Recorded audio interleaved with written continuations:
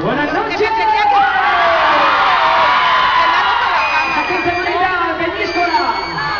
¿Cómo está bien, no? Un besito y un abrazo muy fuerte para toda la gente aquí presente en este bonito recinto, que tenemos la suerte, no solamente yo, sino también todos los músicos de estar aquí, principalmente en una bella tierra y sobre todo de este público tan maravilloso, también tiene una alegría y una energía especial. Un besito también al fondo, también a toda la gente ahí en sus casas,